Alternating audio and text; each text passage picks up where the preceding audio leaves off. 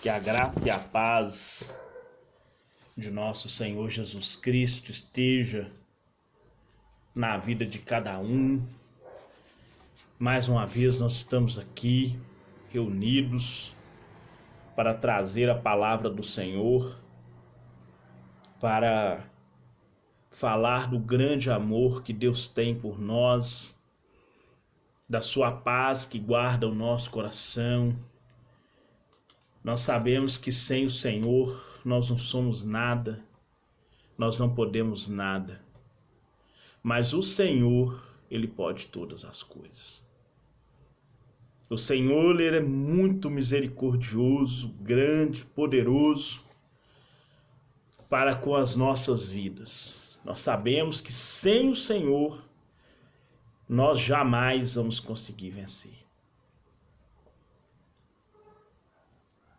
Se o Senhor não cuidar de nós, se o Senhor não cuidar da nossa vida, nós não vamos subsistir. Mas o Senhor tem cuidado de nós, tem nos dado força, nos dado graça, e a cada momento das nossas vidas Ele tem nos ajudado. Cada momento das nossas vidas Ele tem enviado o Teu Espírito Santo, Tua graça, falado conosco. Cada momento Ele tem falado conosco. Cada instante Ele tem falado conosco. Nós sabemos que sem Ele nós não somos nada. E hoje nós vamos falar sobre chorar aos pés do Senhor. Não é chorar só por bênçãos, não. Chorar por causa dos nossos pecados. Chorar por causa da nossa condição pecaminosa. Nós vamos abrir a nossa Bíblia no livro de Tiago, no capítulo 4. Tiago vai falar da seguinte forma no versículo 9: Sente as vossas misérias e lamentai e chorai. Converta-se o vosso riso em pranto e o vosso gozo em tristeza. Quebrantemo-nos diante do Senhor. Somente assim haveremos de viver diante de Deus, ou havermos de viver um grande avivamento. Só quebrantando o nosso coração diante de Deus é que vamos viver um grande avivamento. Ele que vai operar maravilhas nas nossas vidas. Mas é preciso, para isso, nós rasgar o nosso coração com jejum, com pranto e com choro, rasgar o nosso coração no lugar de rasgar as vestes.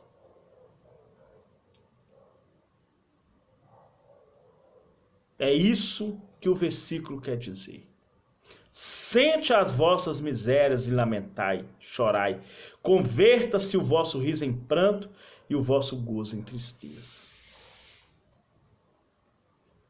Somente com quebrantamento de coração é que nós vamos conseguir um avivamento da parte do Senhor.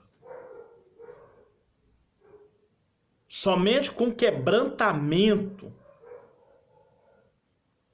de coração, conforme diz lá no livro de Salmo 51, 10, que aquele que quebranta o seu coração, Deus não vai desprezar.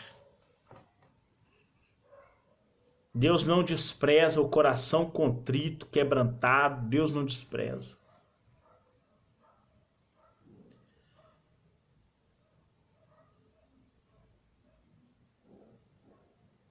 Ao viver um lamento em seu país, John Knox expressou: dá-me a Escócia, senão morrerei. Esse homem sabia que se Deus não intervisse na história da Escócia, já não lhe restaria qualquer esperança. Isso aconteceu há muitos anos, na independência da Escócia, né?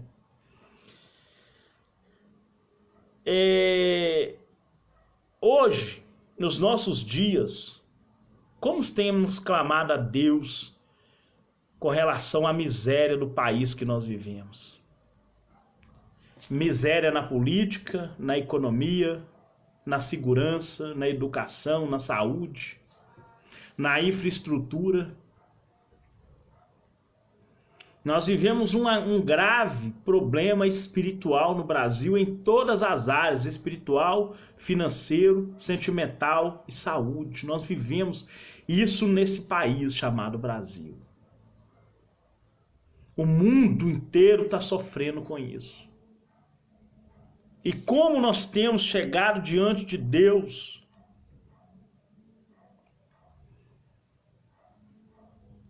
para pedir a Deus a misericórdia? Será que nós fizemos como Jeremias, que pranteou e chorou enquanto ainda era tempo, mas o povo não se converteu?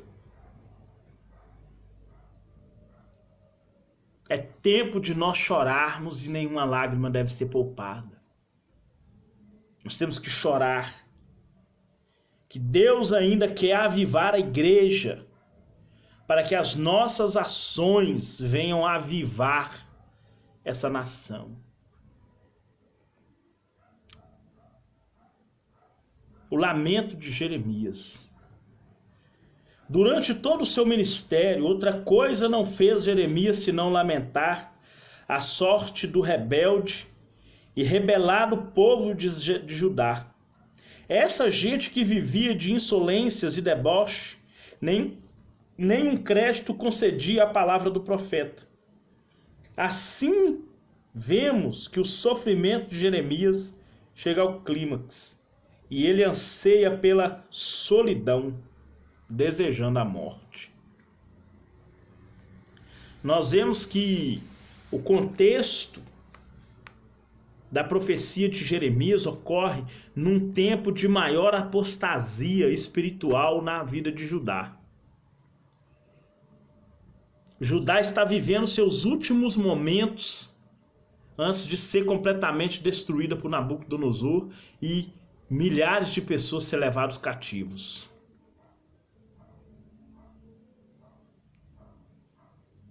Mas Jeremias, ele quebranta o coração, começa a chorar diante de Deus, para que Deus venha ter misericórdia.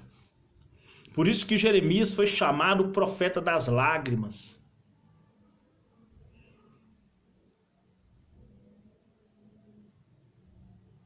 Olha o que diz no versículo 1, Jeremias 9, versículo 1. Provera a Deus a minha cabeça se tornassem águas, e os meus olhos em uma fonte de lágrimas. Então choraria dia e noite os mortos da filha do meu povo. Olha a profunda angústia de Jeremias. Ele desejava que os olhos dele se tornassem fontes de água para jorrar lágrimas dia e noite, por causa do sofrimento que o povo de Israel passava. Hoje, a igreja está de braços cruzados. Um ou outro está fazendo alguma coisinha, mas no geral, a igreja está de braços cruzados com relação à miséria que o país está passando. E como eu já disse, em todas as áreas. Família, espiritual, sentimental, financeiro, saúde. A política brasileira virou um caos, a segurança pública virou um caos. Ninguém tá no contexto de Jeremias. Ninguém tem paz nem para entrar, nem para sair. porque havia perturbações entre os povos. Está lá em 2 Crônicas 15.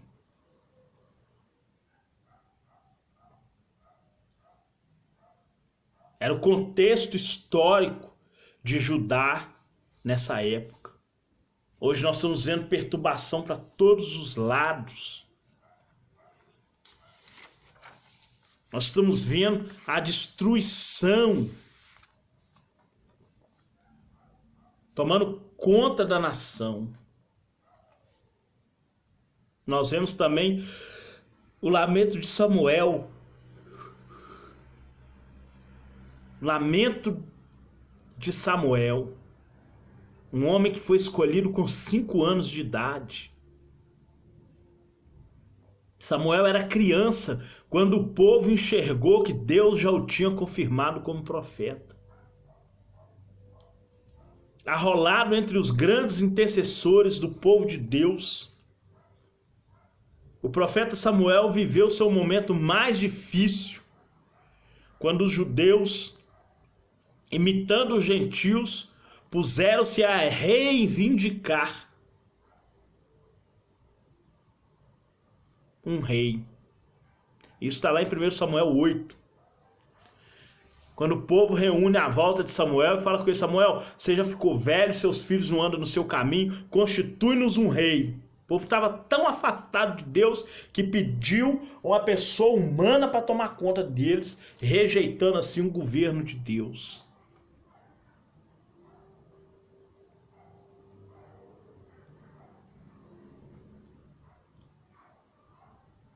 De tanto que o declínio espiritual estava. Israel cometeu uma grande ingratidão para com Deus nesse momento. Se Deus era o rei, para que eles queriam um rei humano? Rejeitaram Cristo naquele momento. Naquele momento Jesus foi rejeitado. Por que eles não esperaram o rei messiânico que ia vir? Eles não esperaram. Pensaram unicamente neles. Se o grande foi o lamento de Samuel, grande foi o lamento. Samuel falou: gente, Samuel chegou diante de Deus e falou: Deus, olha o que o povo está fazendo. Deus falou: Samuel, não é você que eles estão rejeitando. Estão rejeitando eu. Eles estão rejeitando a mim. Eles estão me rejeitando eles estão me rejeitando. Eles não estão rejeitando você, não estão rejeitando eu. Eu sou o rei messiânico, eles estão rejeitando a mim.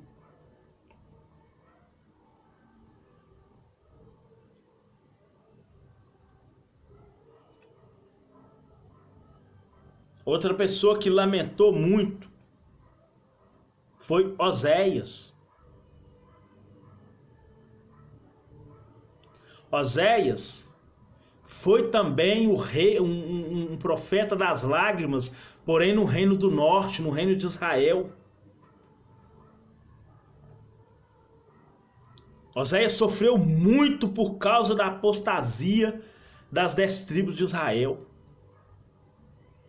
Foi através dele que o Senhor lançou um dos mais inexprimíveis lamentos da Sagrada Escritura. Quando Deus falou assim: o meu povo é destruído por falta de conhecimento. Que não me conheceu a mim, por isso que eles foram destruídos. A maior parte da família evangélica hoje vai perder salvação porque não conhece Jesus. Ouve falar de Jesus, fala de Jesus, mas nunca teve um encontro com Jesus. Nunca viveu segundo o Espírito de Cristo. Assim como o povo de Israel no passado, nunca viveram o Espírito de Deus ou guiados pelo Espírito de Deus.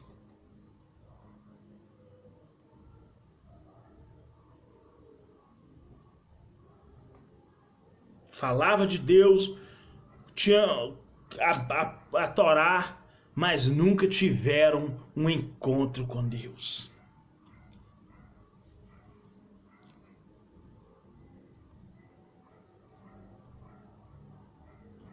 Hoje, quantos cristãos não estão se apostatando da fé? Justamente porque Jesus, lá em Mateus 22, 29, fala: errais não conhecendo as Escrituras e nem Deus.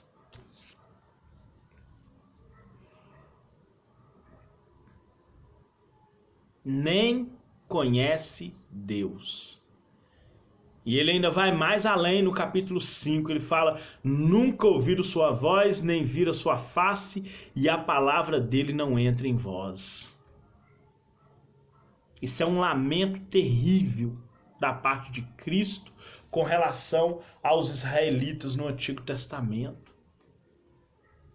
Hoje, quantos estão na família evangélica hoje que estão na mesma situação?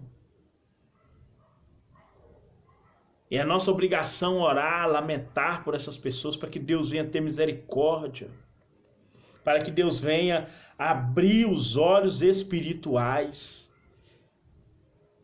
O lamento de Paulo foi isso.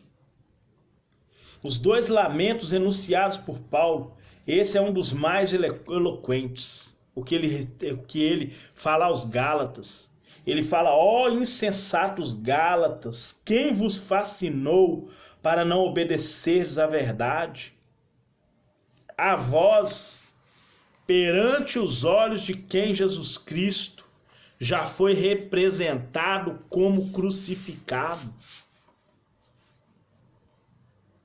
Esse foi o lamento de Paulo aos Gálatas, capítulo 3, versículo 1. Quando ele fala: ó insensatos Gálatas, Cristo já foi apresentado para vocês, o crucificado. Quem está ensinando vocês a desviar dessa verdade? Quem? Mais adiante, ele abre o coração, chamando ele de meus filhinhos, por quem de novo sinto as dores de parto, até que Cristo seja formado em vós. Está no versículo 19.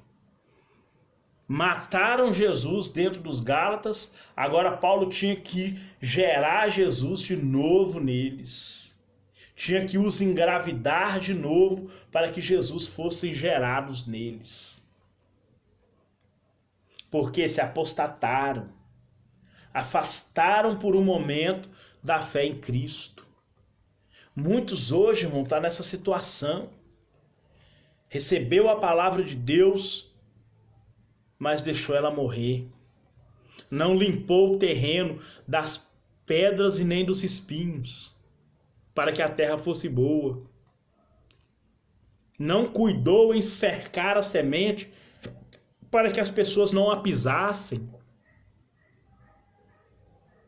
Nem viesse o diabo e tomasse, tirasse do coração. Não cercou. A semente caiu, em vez de correr e cercar, não. Deixou. Veio o diabo e tirou. Tragou aquela semente.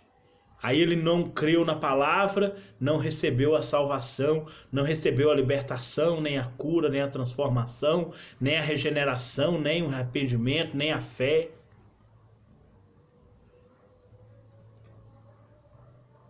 Está infrutífero.